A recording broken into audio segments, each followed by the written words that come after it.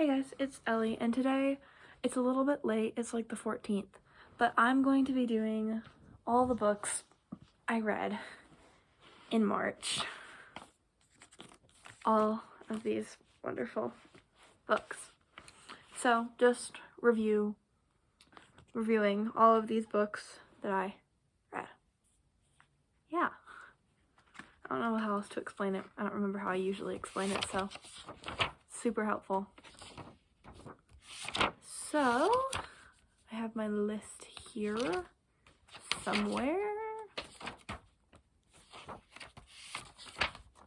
Ha. Here we go.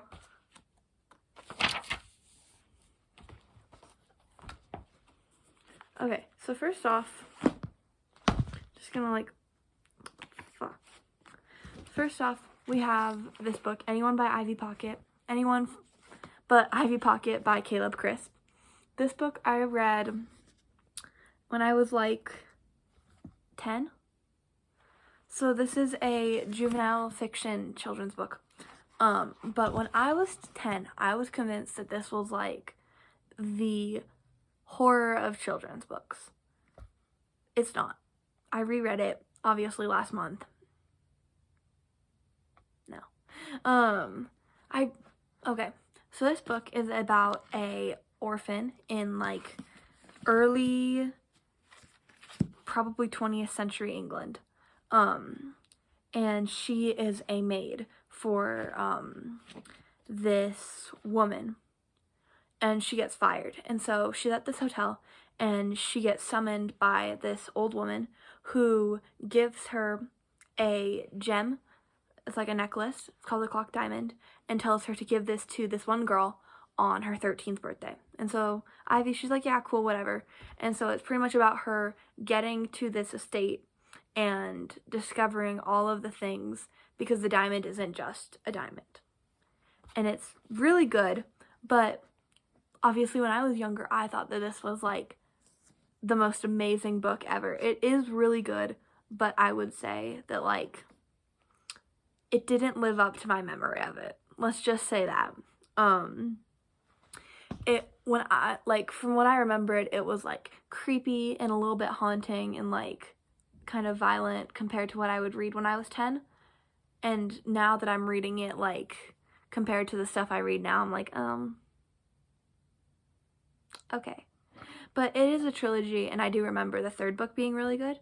So 3 out of 5. Next book is this book, which is Keeper of the Lost Cities, Book 2, Exile by Shannon Messenger. You see how small this pile got just from those 2 books? Those are like the biggest books I read that last month. Anywho, this book is the second book in the Keeper of the Lost Cities series.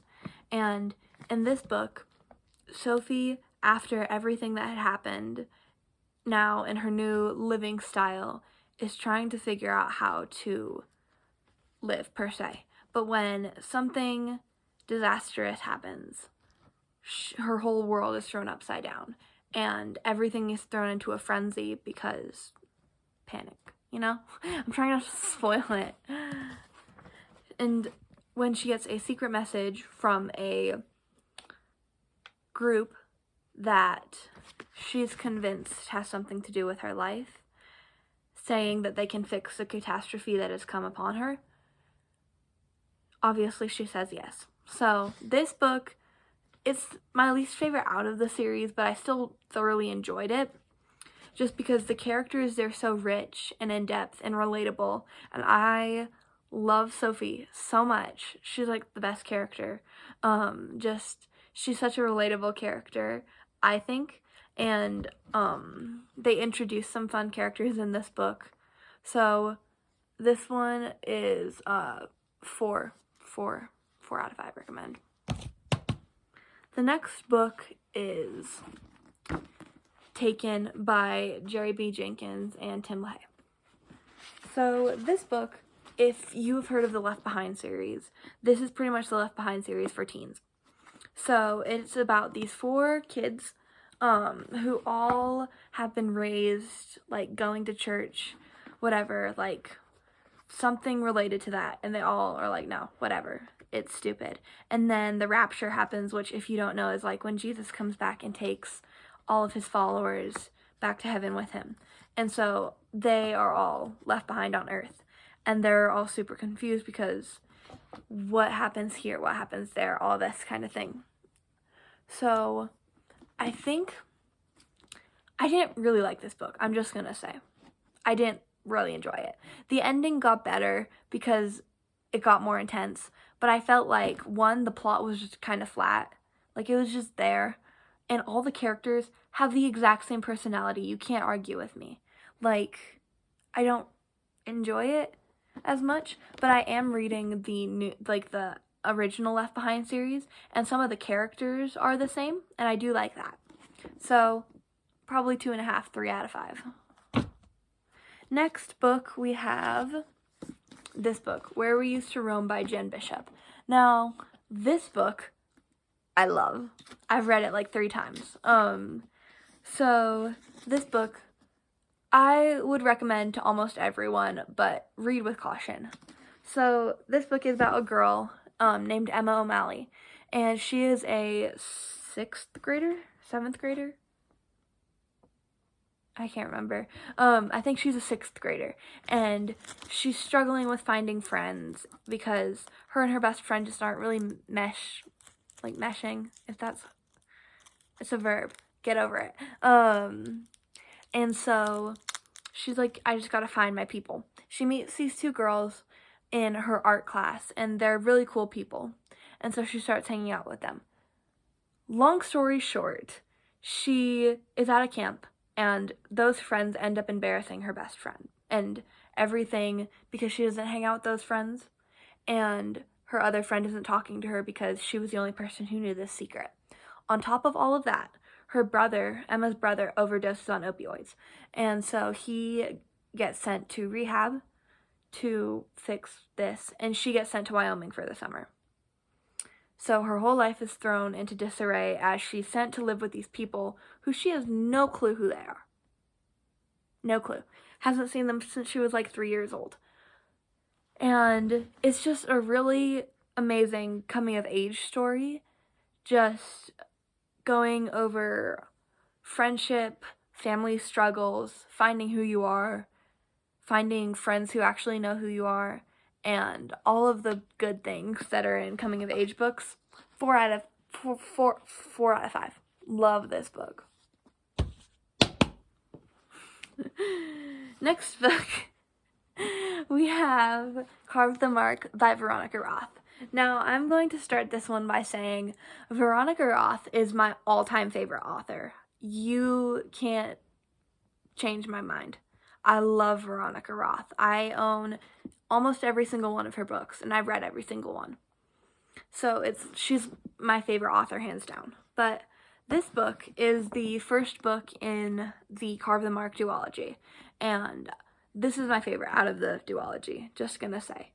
So the story takes place on a planet called Thove, where the planet is divided in half between the Shotet and the Thuveists. Excuse the lisp. And so on one side in Thove, you have Akos Karaseth, who is the youngest son of the Standing Oracle. Now, the city has like 3 oracles, like the Rising, Standing, and the Sitting Oracle, and they all like can tell the future and stuff. So the Karaseth family, all 3 of their children are like oracle children, not oracle children, like fate favored children. So they all have like fates that are like placed on them that will happen someday in the future. And so on the other side of the Feathergrass, the border, whatever, the divide, is the Shotet. And in Shotet, there is the daughter of the king of Shotet, or the sister, who is named Syra Novek, right? And everyone in the city has a current gift, which is like their life force going in to that person and how it manifests itself. Now, Syra, she can take the current into herself, but she can't get rid of it, so it causes her immense pain. But when she touches someone, like, they feel the same pain, kind of thing. So there's that. And Akos, his gift is that he can slow the current gift. So one day, their fates are all released, and everyone is like, oh my god, what the heck is happening? And Akos and his older brother Eji are kidnapped by the Shotet because Eji is the rising oracle and Akos has his current gift to slow the current. So they get kidnapped and taken to Shotet, and Eji is taken as prisoner by the king of Shotet, who I just forgot the name of. And Akos is taken in as a painkiller for Syra, because when he touches her, he not only doesn't feel any pain like normal people do, but he can act as like a painkiller for her. And so, as you would suspect with a book where you have two people in very close proximity all the time, yeah. So, this book is really good. It is a little bit violent, I will say. So, read with caution. But this book, I rated 4 out of 5. I love this book. And then, the next two, I'm going to do them both together because they're a duology. And I have both of them, and I read both of them. So, these books are the Life of a Cactus duology. Sounds cheesy, kind of is. Not about a cactus. So these books are about a 13-year-old girl named Avon Green who was born with no arms. And she is, besides that, completely normal, can do everything. Really cool person. Love her. But one day her dad gets a new job in Arizona. It's like Tucson or something like that. And so they all move to Arizona from Kansas. So her whole life is uprooted. You know I love those type of books. To live in a amusement park. A rundown amusement park called Stagecoach Pass. That's pretty much like a cowboy Disney World. On crack. So she finds like friends and stuff like that, like a normal coming of age story. But they also discover certain things like a very elusive park manager who nobody has seen in years. And there are no pictures around the park like there is everyone else, and nobody has seen him in years. Joe Kavanaugh. And pictures of Avon from 1970, even though she was born in like 2004. So, just things like that. Very mysterious. And then the second book, it's kind of the same thing, but I can't really explain it without spoiling a lot. So it's pretty much her, but in high school. Yeah, there's that. And that one's more geared towards like less of about the struggle of fitting in without arms, and more of just a struggle of fitting in general in high school. So I think these are both 4 out of 4 out of 4. This series is amazing. I've read it like twice. I read it in one day last week. It was great. And then the next book is West Side Story by Irving Shulman. I really hope I said that right. West Side Story. So this book is based off of the screenplay for the Broadway musical West Side Story. So if you don't know what that is, it is pretty much a 1950s version of Romeo and Juliet. 1950s New York, there are 2 gangs, the Jets and the Sharks. The Sharks are immigrant Puerto Ricans who just want to fit in. And the Jets are just white men, white teenage boys who are like, you know? So that's pretty much that description. And the old leader of the Jets, Tony, goes to a dance at a gym with the Jets because he was guilted into it. And there meets this girl named Maria, and they dance, and then it becomes this big, huge thing because apparently Maria is the sister of the leader of the Sharks, Bernardo. And so stuff goes down, and it's pretty much just Romeo and Juliet, if you can figure out the plot from there. Yeah. But I don't like this book compared to the Broadway, because I feel like there are two very important parts where the emotion needs to be so high, and it feels like the emotion is really good and the writing is really good until those parts, and then it just drops straight down. So I enjoyed it, but not as much as I thought it was going to be, and not as much as I spent $17 on this book. Stay. And then the last book, Fever Code by James Dashner. This book is the second prequel book in the Maze Runner series and takes place between 13 and 5 minutes before the events of the first Maze Runner book. So this book is pretty much about young Thomas, Teresa, Newt, Minnow, all the people just growing up in not the maze but Wicked. And so their compound and everything that you don't see in the books. There's relationships that you don't see there, and there's 7-year-old Chuck falling asleep on a mop. It's great.